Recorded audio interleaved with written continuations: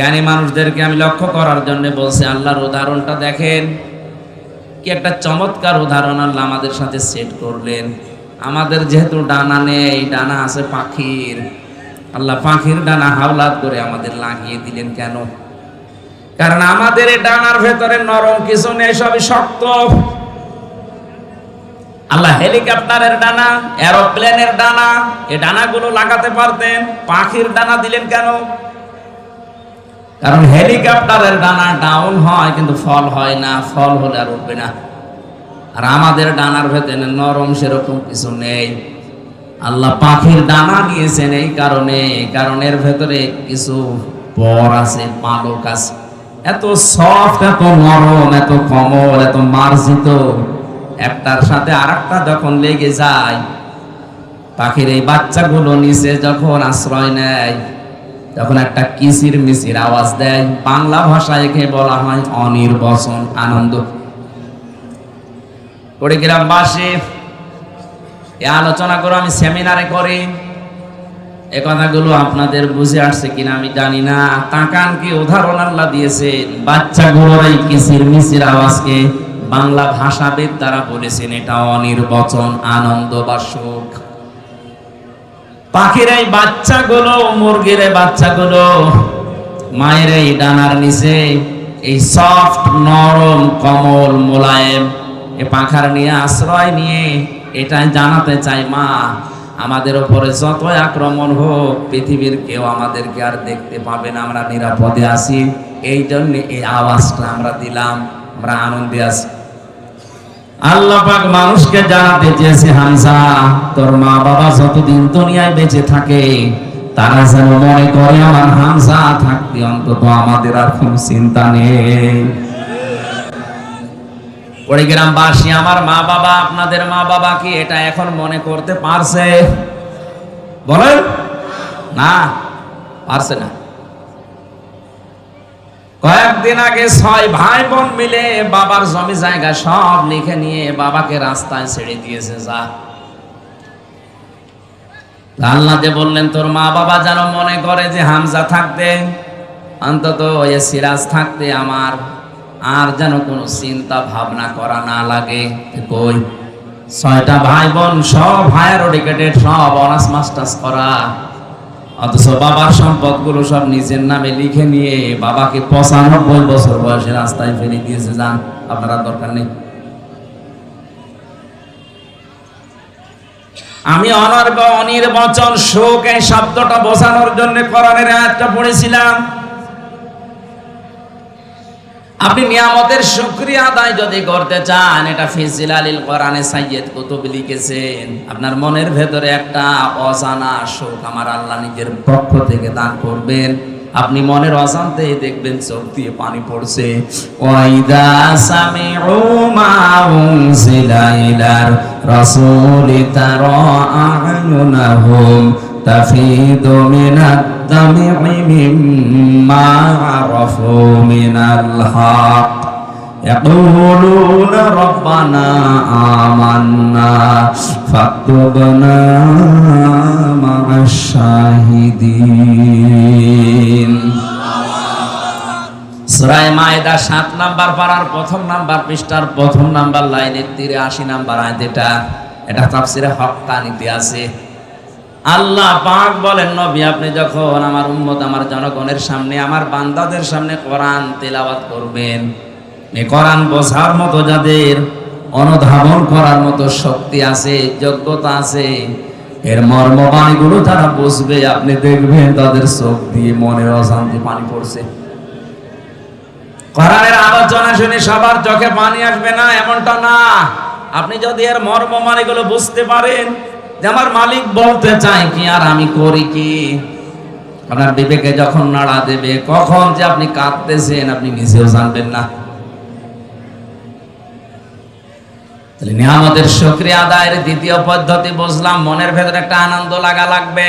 হ্যাঁ, এটা আমি সহ যারা আছি আমার মনে হয় আমাদের আনন্দ আজকে লাগছে। 3 নম্বরে শুকরিয়া আদায়ের শর্ত, এখান থেকে যেটা শুনবেন এটা আপনার প্র্যাকটিক্যাল লাইফে সেট করবেন। এই তিনটা শর্ত যারা মেনে নেয় তারা যেন আল্লাহর নিয়ামতের শুকরিয়া আদায় করে, তাহলে আল্লাহ তার জীবনে এইরকম নিয়ামত আরো বৃদ্ধি করে দিবে। বলেন আলহামদুলিল্লাহ।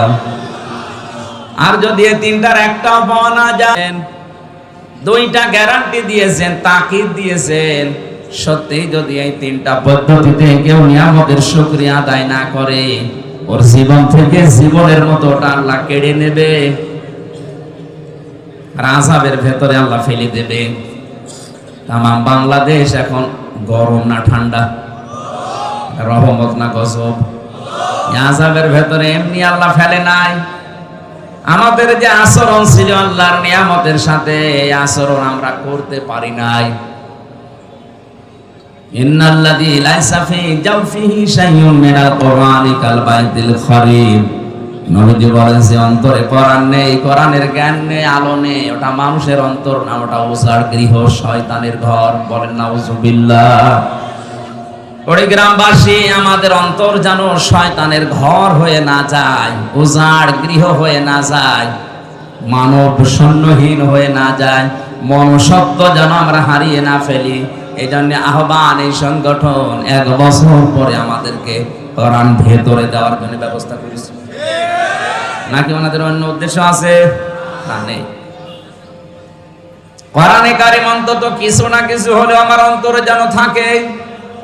আজকের আলোচনা থেকে আমরা যেন অন্তত কোরআন থেকে কিছু নিয়ে বাড়ি যেতে পারি। আল্লাহ তুমি আমাদের তৌফিক ভিক্ষা দাও। বলেন আমিন।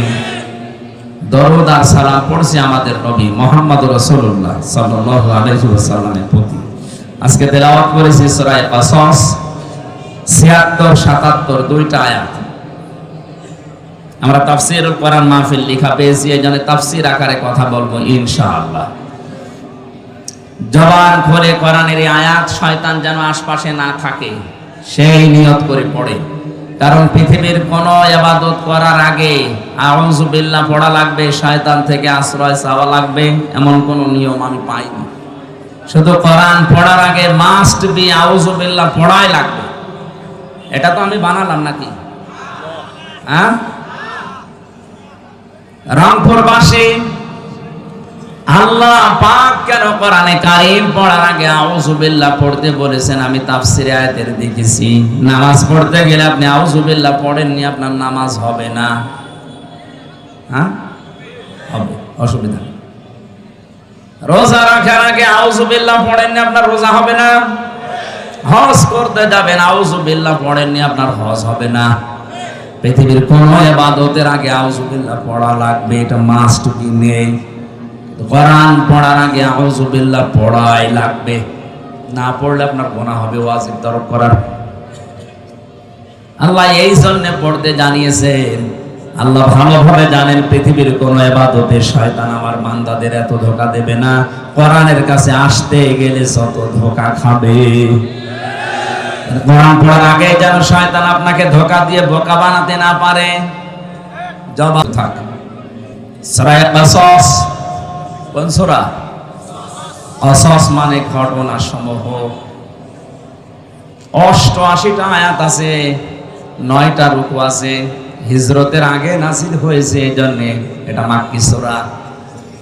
বিশ্বনবী মুহাম্মদ রাসূলুল্লাহ যেদিন মক্কা থেকে মদিনায় হিজরত করবেন, ওই দিন জোহফা নামক স্থানে বারবার কাবার দিকে তাকাচ্ছিলেন, ডাক দিয়ে বলছিলেন, কাবার মালিক, বড় আশা ছিল কাবার পাশে থেকে ঘরের খেদমত করব, কিন্তু এর নিষ্ঠুর সন্তানেরা আমারে থাকতে দিল না, আমি চলে যাচ্ছি। আল্লাহ পাক ঠিক ওই সময় সূরা কাসাসের 85 নাম্বার আয়াতটা সহ পুরা কাসাস সূরাটাই ওই জায়গায় নাযিল করেছেন।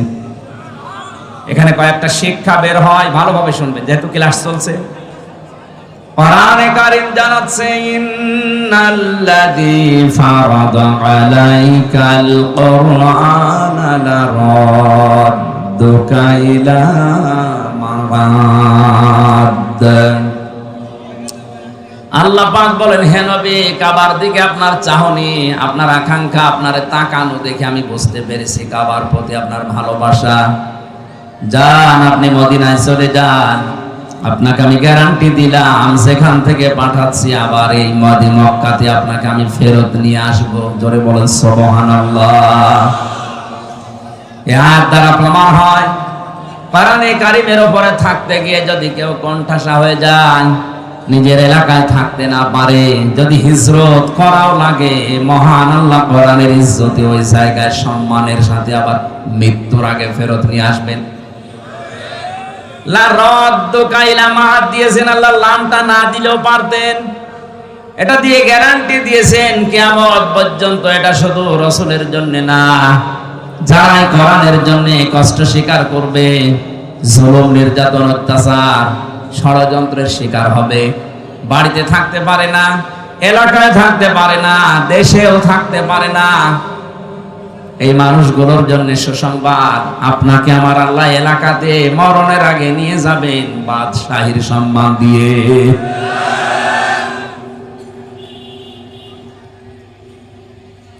এই আয়াতগুলো নাযিল হওয়ার কারণে আমি 8টা পেয়েছি।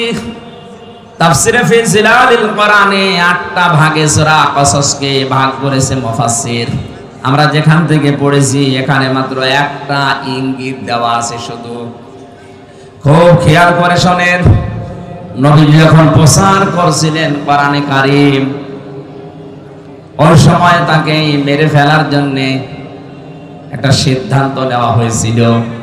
দারুন নদওয়ার এই বৈঠকে, তার মানে আবু জেহেলের ওই সময় সংসদ ছিল দারুন নদওয়া। এই সংসদ ভবনে আবু জেহেল 24 জন তার পার্লামেন্টের যে সদস্য আছে তাদেরকে নিয়ে বসে তড়ি ঘড়ি করে সিদ্ধান্ত নিচ্ছিল মুহাম্মদ রাসূলুল্লাহর ব্যাপারে। সিরিয়া থেকে এক মুরব্বির সুরত নিয়ে শয়তান নিজে ওই বৈঠকে হাজির। এক একজন এক একটা পরামর্শ যখন দিচ্ছিল, খুব ভালো করে মেলাবেন কিন্তু, বিভিন্ন পরামর্শ যখন দেয়, কেউ বলে আবার ওনাকে জেলখানায় পাঠিয়ে দেন, 3 বছর তো বন্দী অবস্থায় ছিল। যেই বলে জেলখানায় আবার পাঠিয়ে দেন, ওই যে মুরব্বি, দাড়ি বড় বড়, জোব্বা গায়ে দিয়ে, পাগড়ি মাথায় দিয়ে, হাতে তসবিহ নিয়ে এক কোনায় বসে আছে। এ মুরব্বি বারবার ভেটো দেয়, কি করবেন ওরে জেলখানায় দিয়ে? 3 বছর রাখার পরে দেখলেন না ওর জনপ্রিয়তা আরো বেড়ে গেছে। ওরা বলছে ঠিক আছে, তাহলে এটাই হবে না, আর কি করা যায়? আরেকজন পরামর্শ দিচ্ছে, এক কাজ করেন, দেশ থেকে তাড়িয়ে দেন। সবাই প্রায় ওইদিকে রাজি রাজি। হঠাৎ ওই মুরব্বি ভেটো দিয়েছে, না, তাড়িয়ে দিয়ে করবেন কি? ও বাইরের দেশে যে দল পাকাবে। সবাই এবার ঘুরে তাকাচ্ছে, কি গো, কোন মুরব্বি তুমি? তোমারে তো দেখি নাই। বলে তোমরা মুরব্বির কথা শোনো, যে দেখবা। পরিচয় দেয়নি, কারণ এই শয়তান পৃথিবীতে 2 বার মানুষের সুরত নিয়ে আবু জেহেলকে ধোঁকা দিয়েছিল। একবার বদরের ময়দানে সুরাকার সুরত দিয়ে ধোঁকা দিয়েছিল, যে চিন্তা নেই আমি এসে গেছি। আর একবার এই যে দারুন নদওয়ার বৈঠকে এসে ধোঁকা দিচ্ছে। ডাক দিয়ে বলে, মুরব্বির কথা যদি তোমরা মেনে নিতে পারো, আমি একটা পরামর্শ দিতে পারি। সবাই ঘুরে তাকিয়েছে, হ্যাঁ বলেন। আমার মনে হয় পৃথিবীতে এখনো এরকম মুরব্বির সুরত নিয়ে অনেকেই ধোঁকা দিচ্ছে।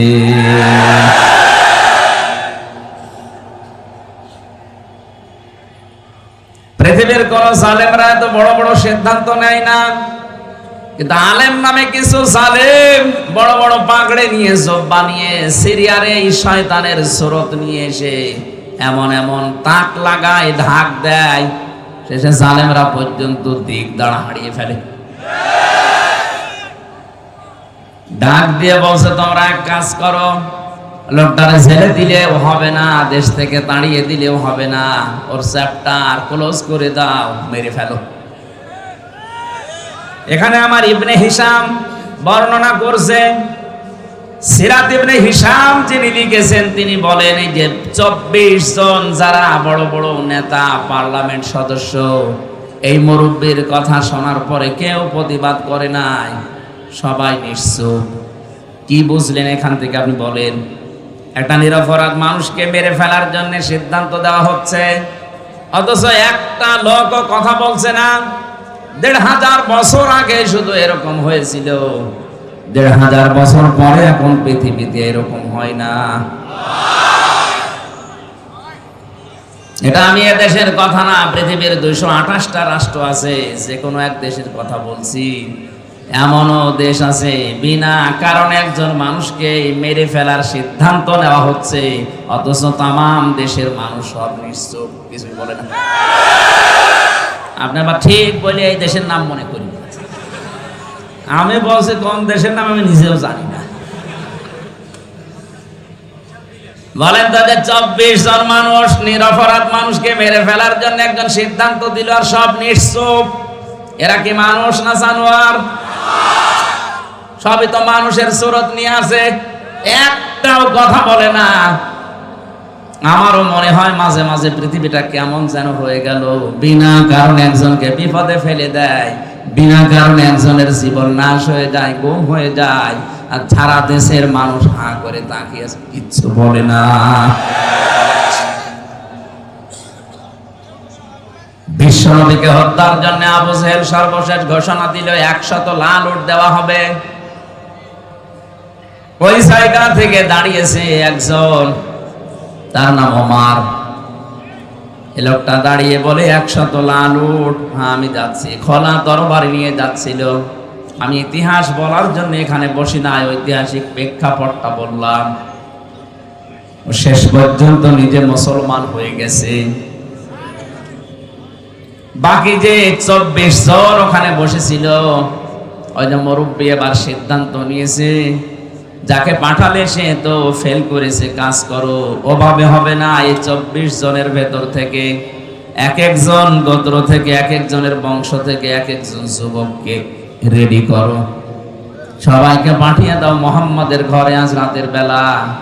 ২৪ জন মিলে মারবে, তাহলে কেউ কারো উপরে দোষ চাপাতে পারবে না। আজ পৃথিবীতে ইমানদারদের বিপদে ফেলার জন্য এই শয়তানের সুরত নিয়ে অনেকে বিভিন্ন জায়গায় বসে বসে ধোঁকা দিয়ে বোকা বানিয়ে অনেক আলেমকে জেলখানায় পর্যন্ত পাঠাচ্ছে। যারা দায়িত্বে আছে ওদের অত দায় পড়ে নাই যে আমির হামজাকে ৩ বছর জেলে রাখা লাগবে না।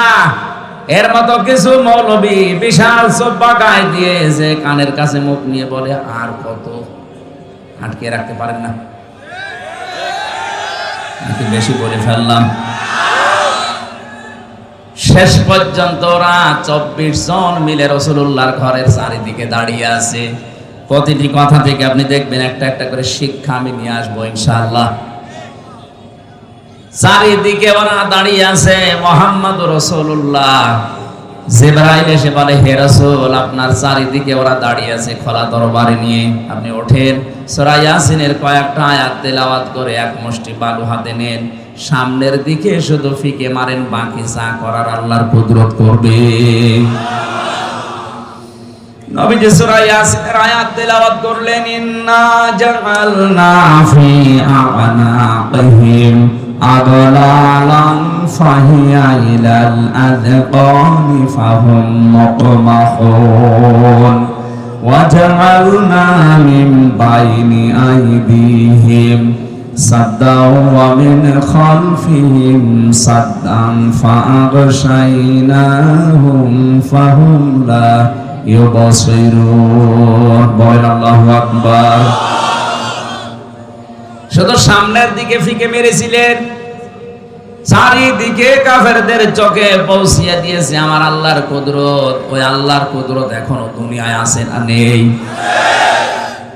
নবীজি নিজের জামাই হযরতে আলীকে ডাক দিলেন, বললেন, এই যে টোপলা বাঁধা আছে ছোট ছোট করে, যারা আমাকে হত্যার জন্য এসেছে ওদের এই টোপলাগুলো আমানত। আমি যদি এখন এগুলো নিয়ে পালিয়ে যাই তাহলে আমার আলামিন নামের কলঙ্ক হবে। ওর নামের আরো জোরে, ওরা আমাকে আলামিন নাম দিয়েছে আর সাদিক নাম দিয়েছে। এখন যদি এগুলো নিয়ে আমি পালিয়ে চলে যাই রাতের আধারে, আমার আলামিন নামের কলঙ্ক হয়ে যাবে।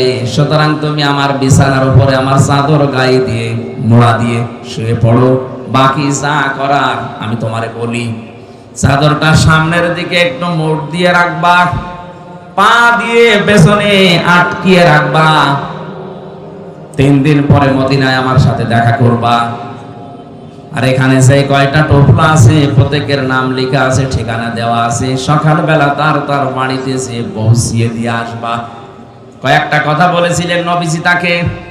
1 নম্বরে চাদরটা মোড়া দাও, 2 নম্বরে 3 দিন পরে আমার সাথে মদিনায় দেখা করো, 3 নম্বরে আমানতগুলো নাম অনুযায়ী বাড়িতে পৌঁছিয়ে দাও। হযরতে আলী বলেন, ওই সময় আমার 100% নবীর কথা বিশ্বাস হয়েছে, অন্তত 3 দিনের ভেতরে আমার মরণ হবে না। 3 দিনের ভেতরে যদি আমি মরে যাই তাহলে নবীর কথা মিথ্যা হয়ে যাবে, আর আল্লাহ পাক নবীকে মিথ্যাবাদী বানাবেন। সুতরাং 3 দিন আমার আর চিন্তা নেই। নবীজি চলে গেলেন ওখান থেকে। কাফেরেরা ওই সময় এসেছে, ঘরের ভেতরে প্রবেশ করে বিছানার উপরে তাকে দেখে বলে তো পাওয়া গেছে। একজন বলে দাও কোপ, আর একজন বলে দাঁড়াও দেখি। পাওয়া যখন গেছে তখন শান্তি নিয়ে মারা যাবে, আগে মুখটা দেখি। চাদর নিয়ে টানাটানি করে। হযরতে আলী বলে, নবীজি আমাকে বলেছিল হাত দিয়ে শুধু শক্ত করে ধরে রাখবা। আমি ধরে রেখেছিলাম, ওরা 24 জন মিলে টানাটানি করে, চাদর ধস্তাধস্তি করে, খুলতে পারে না। আমার মনে হচ্ছিল তামাম দুনিয়ার সব যুবকেরা যদি আজকে আমার চাদর ধরে টানাটানি করে, খোলা সম্ভব না। কি শক্তি আমার আল্লাহ আমার এই হাতের ভেতরে যেন দিয়ে দিয়েছে। আমি মনে মনে ভাবছিলাম আমি ধস্তাধস্তি করতে থাকবো যতক্ষণ ওরা আমাকে মেরে ফেলার সিদ্ধান্ত না নেয়। কারণ আমি যতক্ষণ সময় ক্ষেপণ করব, ওদিকে আমার আল্লাহর নবী 2 পা হলেও মদিনার দিকে এগিয়ে যাবে। ও বাংলার মুসলমানেরা, নবীজি আজকে নেই, বিশ্ব নবীর ওয়ারিস আছে, তাদেরকে সামনের দিকে এগিয়ে দেওয়ার জন্য যদি এরকম কারো সাথে ধস্তাধস্তি করা লাগে, সময় ক্ষেপণ করবে, আশা থাকবে নবীর ওয়ারিসটা 2 পা হলেও দেশে এগিয়ে যাবে। কথা কি বললাম আপনি না বুঝলেও এ বুঝেছে? এই কথা বলছেন? আপনার হয়তো ওই রকম ক্ষমতা নেই। বাতিল যখনই আসবে, রাম আর বামরা যখনই বিভিন্ন স্রোত নিয়ে আসবে আলেমদের বিপক্ষে অবস্থান নেওয়ার জন্য, আপনি ধস্তাধস্তি করে হলেও, নড়াচড়া করে হলেও সময় ক্ষেপণ করবেন, বাধা দেবেন যেন আলেমরা একটু এগিয়ে যেতে পারে। হযরতে আলী বলেন, যখন ওরা আমাকে মেরে ফেলার সিদ্ধান্ত নিয়ে ফেলেছে যে না আর দরকার নেই, তখন আমি ছেড়ে দিলাম। আমার মুখটা দেখার পরে গরম দেয় কে? কোথায় মোহাম্মদ, তুমি এখানে কেন? বললাম তোমাদের এত কথার জবাব দেওয়ার জন্য আমি এখানে শুয়ে পড়ি নাই, শুয়ে আছি একটা কারণে। ওই যে টোপলাগুলো দেখতে পাও, তোমাদের আমানত রাখা আছে, যার যারটা আমি তার কাছে পৌঁছিয়ে দেব। ও বাংলার মুসলমানেরা, কি বুঝলেন এখান থেকে? শুধু শোনা না, যেই নবীর জীবন মরণ নিয়ে টানাটানি, নিজের জামাইকে যিনি মৃত্যুর বিছানায় রেখে যাচ্ছে, তারপরেও যেন আমানতের দায়িত্ব নষ্ট না হয়। আজ বাংলার 1628 জন মানুষ দায়িত্বে আছেন।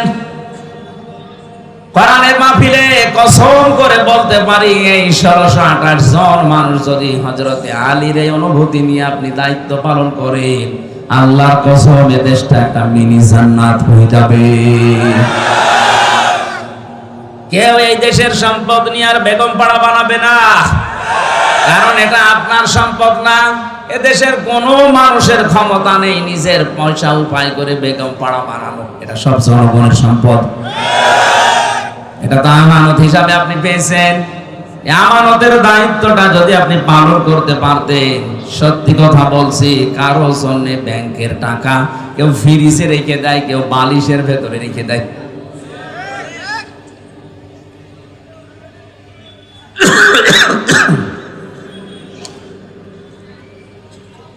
হযরতে আলী বলেন, প্রত্যেকের কাছে আমি এভাবে পৌঁছিয়ে দিচ্ছিলাম।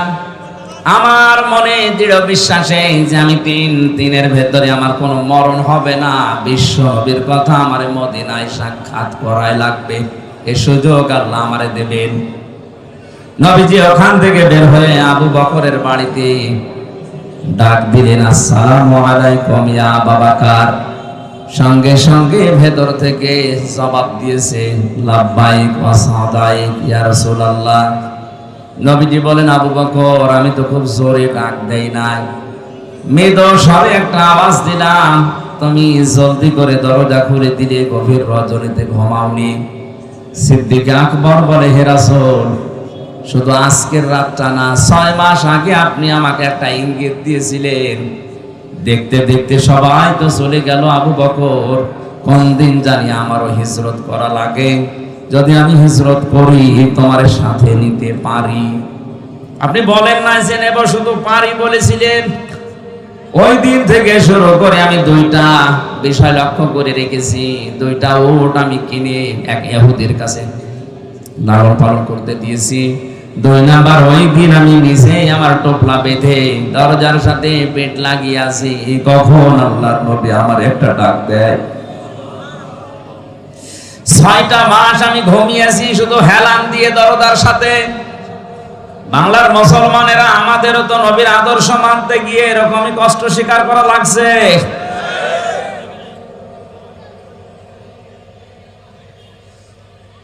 বিশ্বনবী হযরতে আবু বকরকে সাথে নিলেন।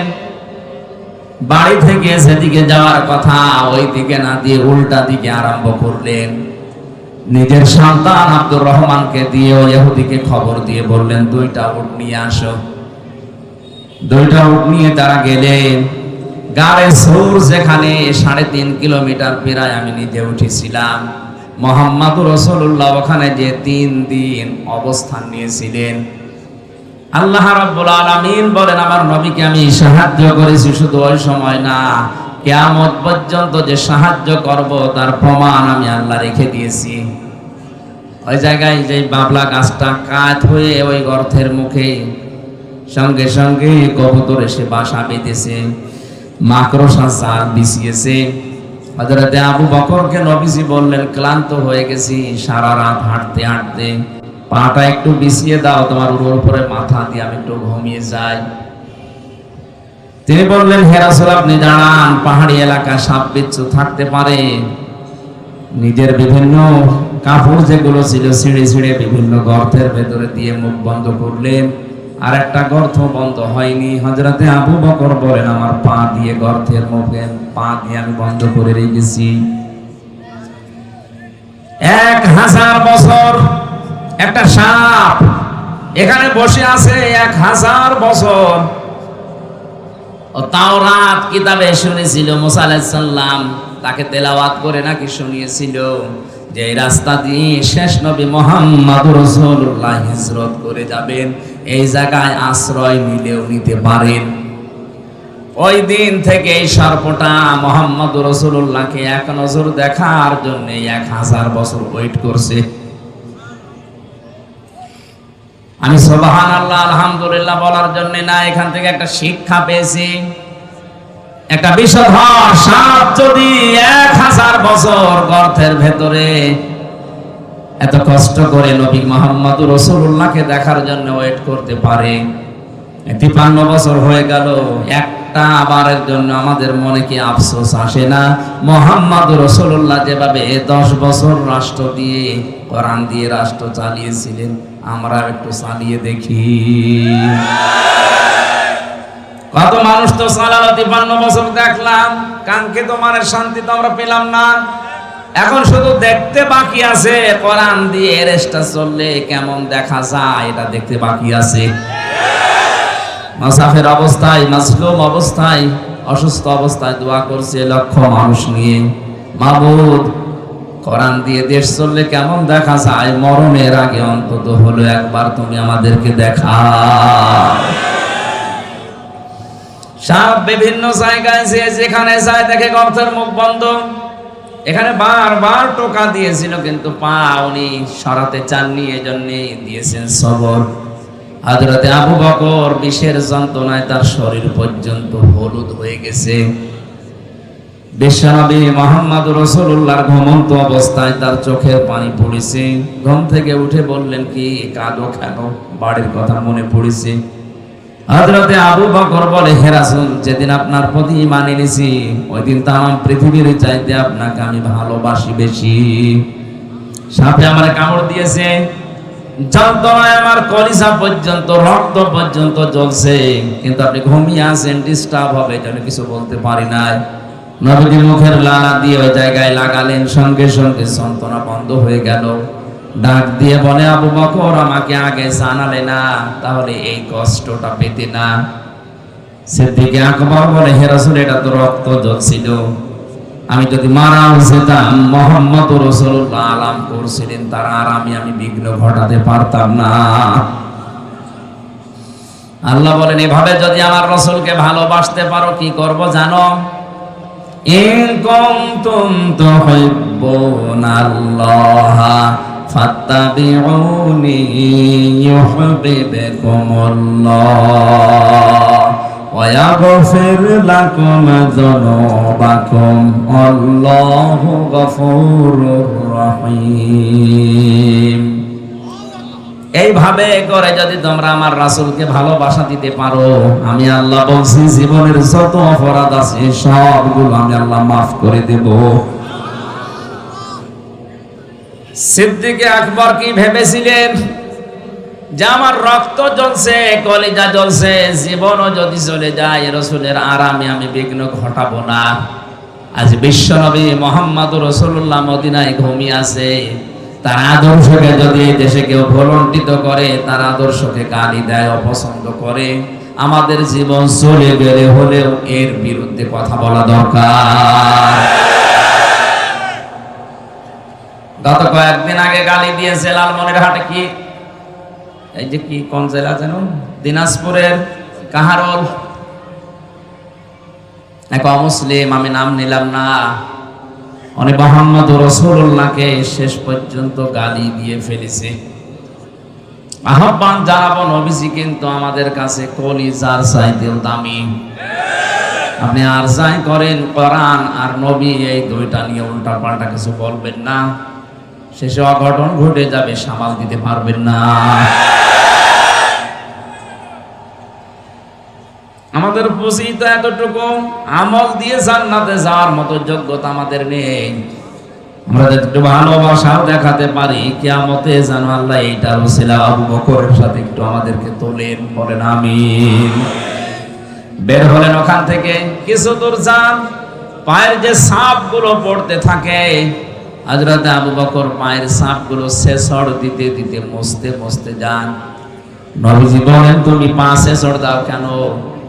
সিদ্দিক আকবর বলে, হে রাসূল, আবু জেহেল যদিও আপনি নাম দিয়েছেন, ও লোকটা কিন্তু আবুল হাকাম, বুদ্ধির পিতা। ওর এত বুদ্ধি, এত জ্ঞান, মানুষের পায়ের ছাপ দিকে বলে দিতে পারে যে কার ছেলে, কোন বংশের ছেলে, কখন হেঁটে গেছে। আমরা যেভাবে যাচ্ছি সকালবেলায় তো আমাদেরকে খুঁজতে বের হবে, পায়ের ছাপ দেখে দেখে আমাদেরকে ধরে ফেলতে পারে। এজন্য আমি পাঁচ ছেঁচড় দিয়ে ওই জায়গা, ওই দাগগুলো আমি মুছতে মুছতে যাচ্ছি। বিশ্বনবী মুহাম্মদ রাসূলুল্লাহ ওখান থেকে জোহফা নামক জায়গা পর্যন্ত যে আর কাবা শরীফ দেখতে পাচ্ছিলেন না। যখন মনের দুঃখ নিয়ে এই কথাগুলো বলেছিলেন, মাবুদ, কাবা তো আর দেখা যায় না, আমি তো যেতে মনে চাই না, শুধু তোমার আদেশ পালন করার জন্য আমি হিজরত করছি। আল্লাহ সূরা কাসাসের 88টা আয়াত এক জায়গায় নাযিল করেছিলেন। আমার ঐতিহাসিক প্রেক্ষাপট বলার কারণ হচ্ছে, হযরত মুসা আলাইহিস সালামের জীবনী দিয়ে আল্লাহ আয়াত শুরু করেছিলেন সূরা কাসাস, আর শেষ করলেন কারুনের জীবনী দিয়ে। আমার প্রশ্ন হচ্ছে, মুহাম্মদ রাসূলুল্লাহর হিজরতের ঘটনাকে আমার আল্লাহ না উল্লেখ করে মুসা নবী, ফেরাউন, কারুন এদের কথা পুরা কসস সূরার ভেতরে দিলেন কেন? আর আমি যেখান থেকে পড়েছি এখানে কারুনের জীবনী থেকে শুরু। আয়াতের প্রেক্ষাপটের সাথে বাস্তবতায় আয়াত নাযিল করা মিলছে না। যতগুলো তাফসীর আমি দেখেছি, সব মুফাসসিরিন ইকরাম আয়াতের ব্যাপারে এইটা সিদ্ধান্ত দিয়েছে না। এদিকে তাকান, সবাই সিদ্ধান্ত দিয়েছে মুহাম্মদ রাসূলুল্লাহকে হিজরত করার ব্যাপারে সবচাইতে বেশি ভূমিকা পালন করেছিল টাকাওয়ালারা। কারা? 2 নম্বরে বেশি ভূমিকা পালন করেছে ক্ষমতাওয়ালারা। আজ নবীর ওয়ারিস যারা, নবীর খাঁটি উম্মত যারা, এদেরকে বিপদে ফেলার জন্য আপনি তাকান, তাম পৃথিবীতে টাকাওয়ালারা আর ক্ষমতাওয়ালারা চেষ্টা চালাচ্ছে। ও ক্ষমতার মালিক যারা, টাকাওয়ালা যারা, তাদেরকে ওই জামানার সম্মানিত সৎ আলেম ওলামা যারা ছিল, এমনকি মুসা আলাইহিস সালাম সহ 5টা উপদেশ দিয়েছিল কারুনকে। কয়টা? আজকে যেহেতু মুসা নবী এখানে নেই, মুহাম্মদুর রাসূলুল্লাহ নেই, কিন্তু নবীদের ওয়ারিস হিসাবে দাবি করে আমরা এসেছি। আমারও দায়িত্ব আজকে যে টাকাওয়ালাদের কারণে, যে ক্ষমতার কারণে নবীর উম্মতেরা, উত্তরাধিকারী আলেমেরা বিপদে আছে, মুসিবতে আছে, জুলুমের শিকার, তাদেরকে আমার মনে হয় আজকের এই আয়াত দিয়ে 5টা উপদেশ দেওয়া বাধ্যতামূলক হয়ে গেছে। বড় দরদ নিয়ে আপনাকে আমি 5টা উপকারের কথাই বলবো, উপদেশের কথা। ওই জামানায় নবীকে বিপদে ফেলার জন্য, এমনকি দেশ ত্যাগ করার বাধ্য করার জন্য টাকাওয়ালারা কাজ করেছিল বেশি। কারুনের ঘটনাকে আল্লাহ উল্লেখ করে জানিয়েছে। এই কারুনের ঘটনাকে উল্লেখ করার কারণে এটা, কারুনের মতো সম্পদ ওরা যারা, তাদের কারণে আলেমেরা এভাবে বিপদে পদে পদে পড়বে। হযরতে মুসা আলাইহিস সালামের চাচাতো ভাই ছিল এই কারুন। সূরা কাসাস ৭৬ নম্বর আয়াত খেয়াল করে করে মিলাবেন এবার। ইন্না কারুনা কানা মিন কওমি মুসা ফাবাগা আলাইহিম। আল্লাহ পাক বলেন, অবশ্যই কারুন ছিল মুসার বংশধর, মুসার বংশের লোক, তার কওমের জাতির লোক, এবং সে তাদের প্রতি বিদ্রোহ করেছিল। ওয়াতাইনাহু মিনাল কুনুজি মা ইন্না মাফাতিহাহু লাতানু বিল উসবাতি ওয়ালিল কুওয়া।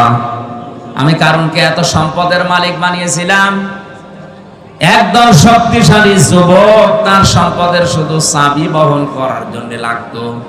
কুড়িগ্রামবাসী, এখান থেকে একটা শিক্ষা নেওয়া যায়। চাবি বহন করতে যদি একদল শক্তিশালী যুবক লাগে, তালা বহন করার জন্য কত দল লাগবে বলেন?